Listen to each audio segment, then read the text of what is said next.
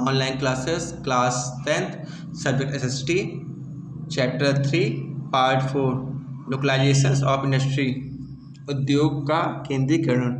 The iron and steel industry in India is localized in the areas where raw material is available. Main reason of localization of this industry in these areas is that the raw materials used in this industry are heavy, cheap and full of impurities. It is uneconomical to transport heavy raw material full of impurities to other places. Therefore the production units themselves are set up there. The raw material used in this industry are iron ore, coal, manganese, limestone, dolomite etc. अब भारत में लोहा इस्पात उद्योग कच्चे माल के क्षेत्रों में केंद्रित है। कच्चे माल के क्षेत्र में इस उद्योग की स्थापना का प्रमुख कारण इस उद्योग द्वारा अशुद्ध कच्चे माल का उपयोग करना है। इस उद्योग में लोहे, कोयला, मैंगनीज, चूने के पत्थर और डोलोमाइट को प्रमुख कच्चे माल के रूप में प्रयोग किया जाता है। In our country, besides raw material transportation facilities have also affected the localization of this industry. The place where rail transport facilities are available near coal and iron ore mines were preferred for setting up this industry due to cheap transportation facilities. This industry is localized in coastal area also. अब ये सभी पदार्थ वजनी मूल्य में सस्ते और अशुद्धता से भरे होते हैं, इसलिए ये प्राप्त स्थान समीप के इस्पात कारखानों की स्थापना में को आकर्षित करते हैं। अब हमारे देश में लोहा इस्पात उद्योग को केंद्रीकरण को कच्चे माल के अलावा परिवहन सुविधाओं ने भी प्रभावित किया है। कोयला और लोहे के खानों के मध्य रेल सुविधा प्राप्त स्थान इसी कारण इस उद्योग के केंद्र बने हैं। सस्ते परिवहन के कारण तटीय क्षेत्रों में भी यह उद्योग केंद्रित है। यह उद्योग मुख्यतः 4 प्रकार में केंद्रित है। The industrial is mainly localized in 4 region. यह उद्योग मुख्यतः 4 क्षेत्रों में केंद्रित है। Industrial located in coal belt, कोयला क्षेत्र में स्थित इस्पात केंद्र, वर्णपुर, हीरापुर, कुल्टी, दुर्गापुर एंड बोकारो। बी है industries located in iron ore belt, लो एस्क क्षेत्रों में स्थित इस्पात केंद्र, भिलाई, राउरकेला, भद्रवती, सलेम, विजयनगर एंड चंद्रपुर। सी है steel industries located in area between coal and iron ore belt which have transport facilities, Jamshedpur. कोयला व लोहे के बीच जोड़ने वाले परिवहन व सुविधा प्राप्त स्थानों पर स्थित इस्पात केंद्र, Jamshedpur. D number iron and steel industry located in coastal area, तटीय सुविधा स्थल पर स्थित इस्पात केंद्र, Visakhapatnam. The iron and steel industry located in Jamshedpur is now as Tata Iron and Steel Co. This is the largest steel plant not only in India but in the whole of Asia. Here besides steel girders, rods, sheets, rails and based ware is produced. Jamshedpur में स्थापित लोहा इस्पात का कारखाना Tata iron and steel company TISCO के नाम से जाना जाता है। यह भारत का ही नहीं बल्कि एशिया महाद्वीप का सबसे बड़ा इस्पात कारखाना है। इसमें इस्पात के साथ गार्डर, सलाखें, चादर, रेल पटरियाँ तथा कांटेदार तार बनाए जाते हैं। आयरन एंड स्टील प्लांट्स, लोहा इस्पात संयंत्र। नेम ऑफ द प्लांट्स, कारखाने का नाम दिया गया है। लोकेशन कहाँ स्थित है, स्टेट किस राज्य पे है। रिमार्क्स, इनमें विशेष क्या है, ये आप लिखिए और पढ़िए। The plants of Hirapur, Kulti and Burnpur are included in the Indian Iron and Steel Company. Indian iron and steel company में हीरापुर, कुल्टी और वर्णपुर के कारखाने समाहित हैं। Production of iron and steel, लोहा इस्पात का उत्पादन। The systematic development of iron and steel industry of India after independence has resulted into sustained increase in the production during last few decades. During 1970 and 71 the production was 70 lakh tons, which increased to 492 lakh tons in the year 2005 and 6. From the standpoint of steel production, India place is 9th in the world. The industry is giving direct employment to more than 5 lakh persons in India. अब स्वतंत्रता प्राप्ति के बाद भारत में लोहा इस्पात उद्योग के व्यवस्थित विकास का उत्पादन में निरंतर प्रगति हुई। पिछले कुछ दशकों में उत्पादन की तीव्र वृद्धि हुई। 1970 या 71 में 70 लाख टन से बढ़कर 2005 या 2006 में 492 लाख टन हो गया। इस्पात उत्पादन की दृष्टि से भारत का विश्व में 9वां स्थान है। इस उद्योग से भारत में 5 लाख से अधिक मनुष्य प्रत्यक्षतः रोजगार प्राप्त कर रहे हैं। फॉरेस्ट बेस्ड इंडस्ट्रीज, वन आधारित उद्योग। Forest are an invaluable gift of nature which give us several things like wood, lac, resin, gum, buds, leaves, fruit and medicinal plant and herbs, etc. These things serve as a raw material for many industries. The paper, furniture, rubber, silk are forest-based industry. As a specific example of forest-based industry, a detailed account of paper industry is given here. One आधारित उद्योग। One प्राकृतिक का अमूल्य then है, जिनमें से हमें लकड़ी, लाख, गोंद, राल, छाल, पत्तियां, फल और एवं औषधि अनेक प्रकार की वस्तुएं प्राप्त होती हैं। वनों से प्राप्त इन सामग्रियों में से उद्योग को कच्चा माल मिलता है। कागज, फर्नीचर, माचिस, रबड़, रेशम आदि उद्योग वन आधारित है। यहाँ पर वन आधारित विशिष्ट उद्योग के रूप में कागज उद्योग का विवरण बहुत दिया गया है। Chief forest produce and small scale and cottage industries of Madhya Pradesh. Madhya Pradesh में प्रमुख वनोपज एवं लघु व कुटीर उद्योग। In Madhya Pradesh, different types of valuable forest produce are taught, which the state government earns hang income every year. The government has introduced several schemes to collect and make use of forest product. It is essential for the development of Banvasis that a part of forest product is used in small scale and cottage industries, which are established locally. In this way, the economic and social progress of the local inhabitants can be achieved. Flowing are the main forest produce based on which small scale and cottage industries can be established locally. हम देखते हैं हमारे मध्य प्रदेश में विभिन्न प्रकार के मूल्यवान वनोपज प्राप्त होती हैं, जिससे राज्य सरकार को प्रतिवर्ष करोड़ों रुपए की आय प्राप्त होती है। राज्य सरकार की कई योजनाएं चलाई हैं। इनमें से अधिकांश वनोपज का संग्रहण करवाकर सरकार उसका उपयोग करती है। वनवासियों के विकास के लिए यह आवश्यक है कि कुछ उपजों का उपयोग कुटीर एवं लघु उद्योग के स्थानीय स्तर पर स्थापित करने व संचालन करने में किया जाता है। इस प्रकार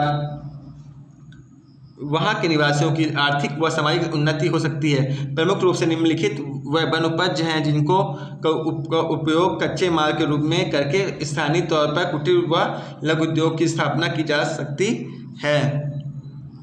small scale and cottage industries are the backbone of an economic. Some industries are based on agriculture and forest produce.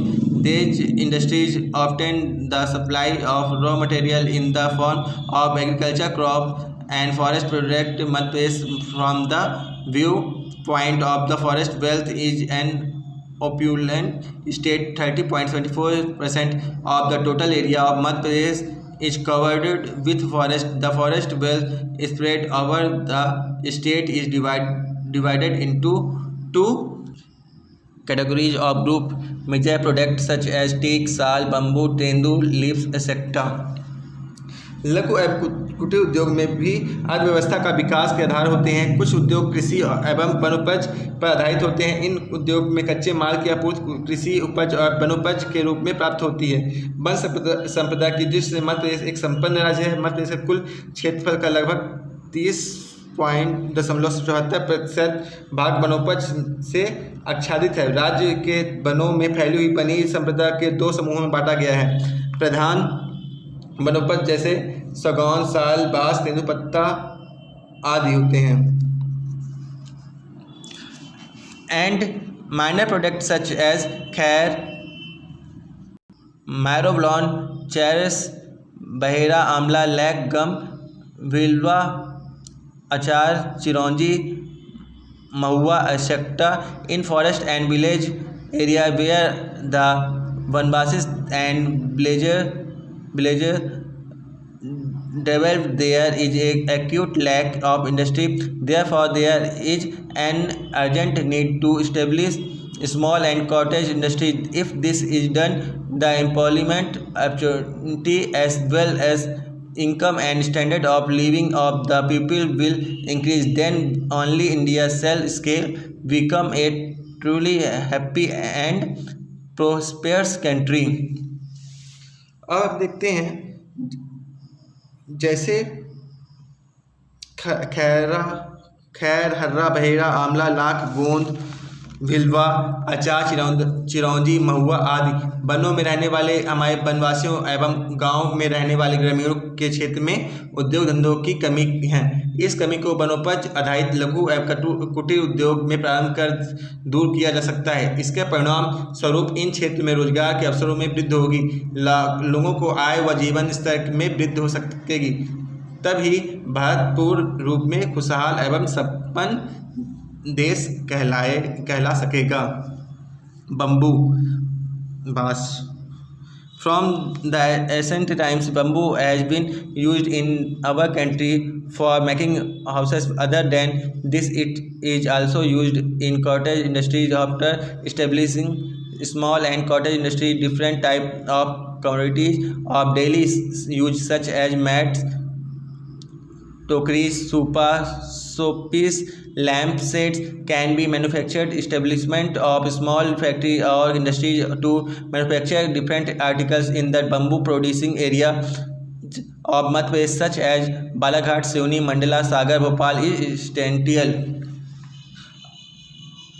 अब बांस प्राचीन काल में हमारे देश में बांस का उपयोग घर बनाने में होता आया है। इसके अतिरिक्त बांस का उपयोग कुटीर उद्योग के रूप में भी किया जाता है। चटाई बनाने में टोकरी, सूपा, शो पीसेस, गमला स्टैंड, चम्मच स्टैंड, लैंप सेट जैसे कई प्रकार की वस्तुओं का निर्माण कार्य कुटीर एवं लघु उद्योग स्थापित करके किया जाता है। आवश्यकता है उसका थोड़ा आधुनिकीकरण किया जाए और तथा बांस उत्पादक क्षेत्र जैसे बालाघाट हो गए, सिवनी, मंडला, सागर, भोपाल आदि इनके विभिन्न प्रकार के निर्माण कार्य हेतु अलग अलग लघु कारखाने या उद्योग लगाए जाएं। Mahua. In the forest of Madhya Pradesh, mahua is founded in evidence the tribal ladies and children stroll the forest early in the morning singing song. They collect mahua and sell it in the market. After during the flower and the fruits of mahua called guli are useful flowers and dyed up and oil is extracted from guli.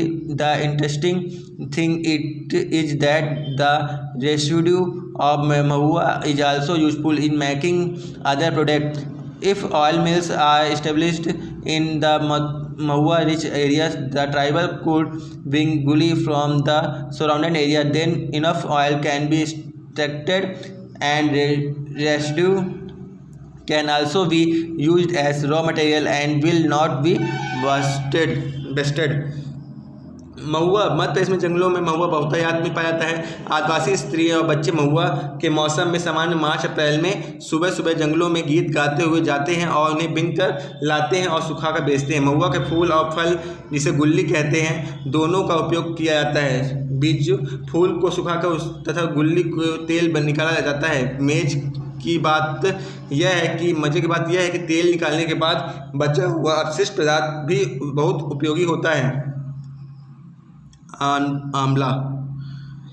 In the forest of Madhya Pradesh, amla trees are found in abundance. We all know that amla is an important source of vitamin C.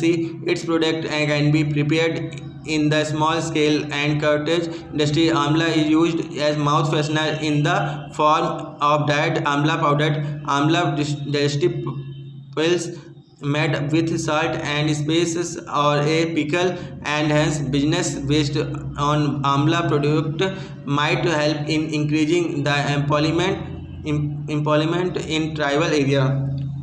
अब मध्य प्रदेश में वनों में आंवला का वृक्ष बहुतायत में पाए जाते हैं। हम सब जानते हैं कि आंवला विटामिन सी का एक बहुत महत्वपूर्ण स्रोत है। इसके उत्पाद कुटीर उद्योग, लघु उद्योग के माध्यम से तैयार किया जा सकते हैं। आंवले को सुखाकर सूखा आंवला, आंवले के चूर्ण मुख्य शुद्ध के रूप में नमक व मसाले के साथ सुखाकर पाचक गोलियों बनाकर अचार बनाकर व्यापार किया जा सकता है। यह आय व रोजगार के बढ़ाने का आसान तरीका है। Harra is used in making medicine and cleaning leather.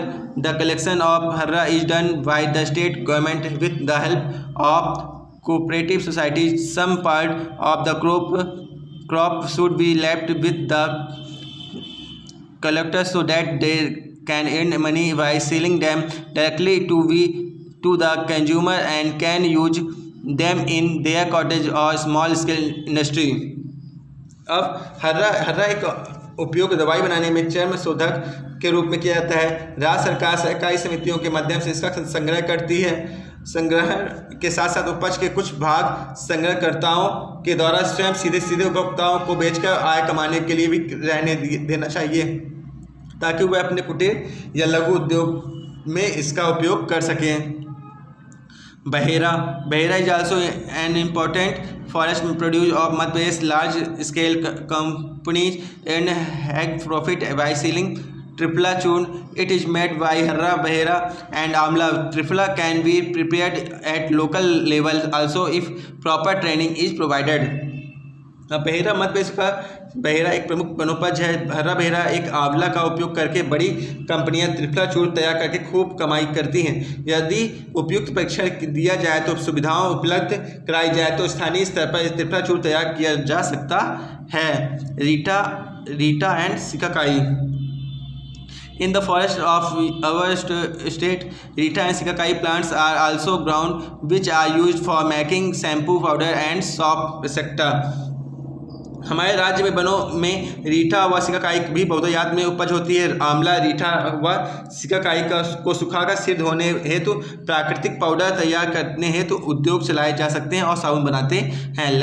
Lack is mainly obtained from the trees of palash, kusum, ber, पालम, arhar, pulses etc। It is used in making toy, bangles, sealing wax etc। The government lac factory is situated in Umaria district। It is collected mainly from the forest of Mandla, Jabalpur, Sioni, Hoshangabad etc। Therefore, establishment of small scale industries in these areas is essential so that the local resident can have good employment opportunity। अब लाख मुख्यतः पलास, कुसुम, बेर आदि वृक्षों पर रहता है तथा इस कीट से लाख प्राप्त होता है। लाख का उपयोग खिलौना, चूड़ियाँ, चपड़ी आदि बनाने में किया जाता है। प्रदेश में लाख बनाने का शासकीय कारखाना उमरिया में है। मंडला, जबलपुर, सिवनी, होशंगाबाद आदि वनों में लाख का मुख्यतः रूप से संग्रह होता है। अतः आवश्यकता है कि इन क्षेत्रों में छोटे छोटे लघु उद्योग लगाए जाएं ताकि यहाँ के निवासियों को अच्छा रोजगार मिल सके। भिल्मा और भिलावा is a wild fruit which often ripening become a little sweet and edible। Its seeds is used in making ink and paints in factories are situated in Chhindwara district। Its seeds when kept in dry fruits such as chironji etc protect them from insect and pest। More cottage industry based on Vilma should be established in the vanvasi area. बिल्मा या बिलवा एक प्रकार का जंगली फल है जो पकने पर कुछ मीठा व खाने योग्य होता है। इसके बीज का उपयोग स्याही बनाने व पेंट बनाने में यूज किया जाता है। छिंदवाड़ा जिले में इसका एक कारखाना भी है जिससे इसके बीज चिरौंजी आदि में रखने से कीड़ों से बचाव किया जा सकता है। इसके कुटीर उद्योग बनवासी क्षेत्र में स्थापित करना चाहिए। Grass different type of grass also grow in the forest of our state. Annual contact of raksha grass and kawai grass are given. Of contractor raksha grass is used in making gasoil oil, while kawai grass is used in soap making, but only contractor and the government benefited are by annual contact. If small scale industry are established, then the Banvasis might also get the benefits. अब प्रदेश में वनों में कई प्रकार के घास भी उत्पन्न होते हैं। रक्षा घास व खवाई बांसों के वार्षिक ठेके दिए जाते हैं। रक्षा घास का उपयोग गेस्टलेस तेल के लिए तथा खवाई घास का उपयोग रस्सियों के लिए किया जाता है। वार्षिक ठेके देने से लाभ ठेकेदारों को मिलता है। यदि गेस्टलेस तेल व रस्सी बनाने के लिए लघु उद्योग स्थापित किए जाएँ तो इसका लाभ वनवासियों को सीधे मिल सकता है। हनी शहद। इन the forest the honeycomb are found in abundance. The Banvasis extracted honey from the honeycomb and sell it, but this does not yield enough profit for them. If this is done in an organized manner, thought cottage industry or small scale industry, people might get good quality honey on one hand, and on the other tribal might get a good source of income. अब शहद जो होता है वह वनों में मधुमक्खी के छत्ते में बहुत लगते हैं। वनवासी बहुत आदिवासी इनके शहद निकाल कर बेचने का कार्य करते हैं, किंतु इसका पर्याप्त लाभ प्राप्त नहीं होता। यदि इसे एक संगठित कुटीर या लघु उद्योग के स्तर पर चलाया जाए तो यह जहां लोगों को अच्छी गुणवत्ता वाला शहद प्राप्त होगा और दूसरी ओर शहद से वनवासियों को आय का अच्छा स्रोत प्राप्त हो सकता है। Gum is an important forest produce. There are 3 types of gum founded in Madhya Pradesh. गोंद एक महत्वपूर्ण वनोपज है। मध्य प्रदेश में 3 प्रकार की गोंद पाई जाती है। First acidic babul gum. It is founded in all of Madhya Pradesh. It is edible and mostly used in making sweet. दूसरा है सेकंड है Kullu gums. It is exported to foreign country to make coffee and pastry. This third salai gum. It is found in all rocky areas of Madhya Pradesh and it is used in making aroma paints, varnish, etc. Thus, sufficient Indian and foreign currency is earned, but in the absence of any local cottage industry to it provides very little benefit for the local tribal. अब गोंद एक महत्वपूर्ण वनोपज है। मध्य प्रदेश में 3 प्रकार की गोंद पाई जाती है। बबूल की गोंद जो संपूर्ण मध्य प्रदेश में पाई जाती है, यह खाने योग्य गोंद है, अधिकांश मिठाई बनाने के काम आती है।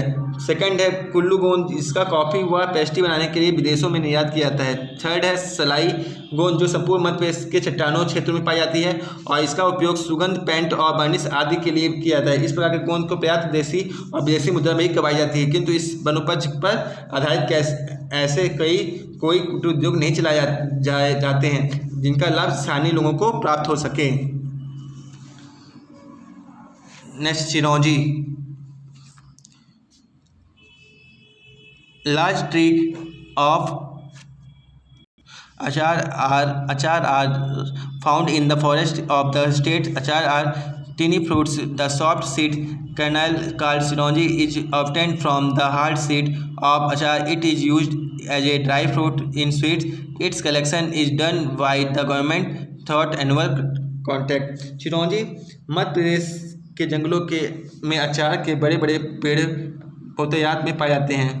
अचार के छोटे छोटे फल होते हैं जिसके भीतर की गुठली से नरम बीज निकाला जाता है, उससे इसे भी चिरौंजी कहा जाता है। इसका उपयोग मेवे के रूप में किया जाता है। इसको मिठाई में डाला जाता है। सरकार इसके संग्रह हेतु वार्षिक ठेका देती है। Thank you.